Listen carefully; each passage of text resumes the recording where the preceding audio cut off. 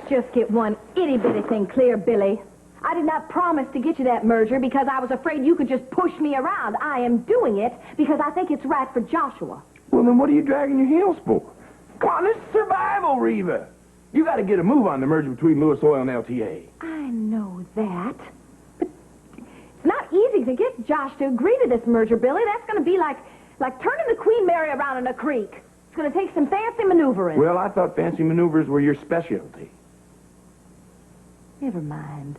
My point, Billy boy, is that Josh isn't like us. He's happy to just sit around and let things go by. He's happy just dreaming about things. But, of course, you and I know that you can't just sit back and relax. No, that's right. When opportunity knocks, you got to grab it by the throat. Do me a favor and sit on those hands, Billy, and let me handle Joshua my own way. Well, how about getting a move on it, girl? Come on.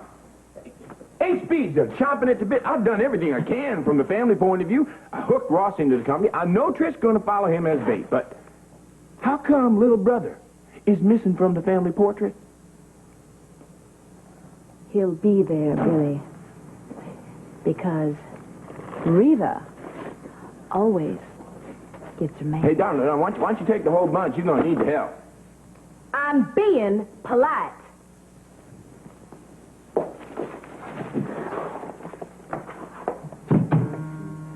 Not for long, Billy boy. I'll gladly take it all when Joshua controls it.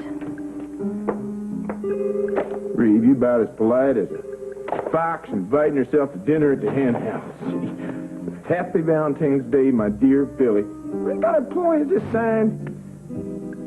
Vanessa? Mindy, I cannot believe that you sent flowers to your father and Vanessa and signed their names to the cards. Well, why not? They love each other, and it's time somebody got them back together again. Mindy, Guys, what a better day than Valentine's Day. do you really believe an old chestnut like that's going to work?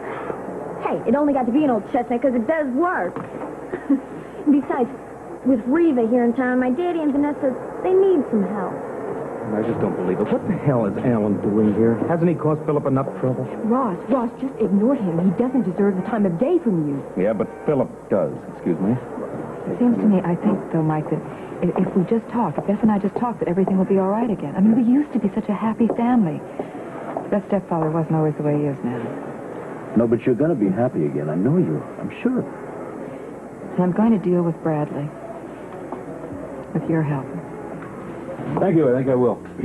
You know, I'm very surprised to see you here, Alan. Why is that? Well, I thought you wouldn't have the nerve to show your face here after you hunted Philip down like a common criminal. My son is neither common nor a criminal, which is more than I can say for you. You know, after my little trip to Washington, I know now that you set me up with that prostitute, and I'm also going to prove that you set me up with those phony drug charges. This is going to be one of your tirades.